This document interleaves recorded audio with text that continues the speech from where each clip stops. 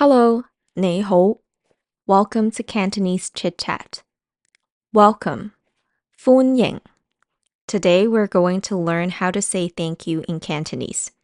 Let's get started. There are two different ways to say thank you in Cantonese. The first way to say thank you is 多謝,多謝. This is used when someone gives you gifts, money, or compliments. Let's break it down. 多 means many. 謝 means things.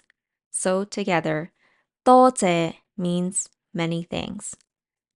If you want to say thank you very much, you can just add 晒 after 多謝.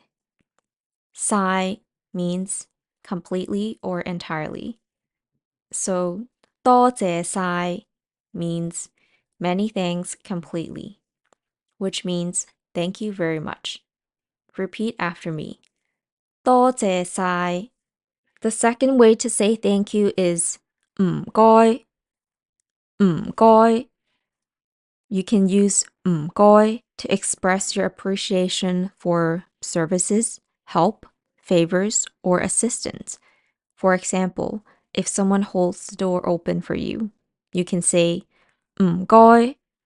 You can also make it more polite by saying 唔該晒,唔該晒, which means thank you very much for your help. Now, how do you respond when someone say thank you to you? You can reply with 唔使客氣,唔使客氣. Let's break it down. 唔使 means no need. 客氣 means to be polite. Together, 唔使客氣 means you're welcome, which also means no need to be polite.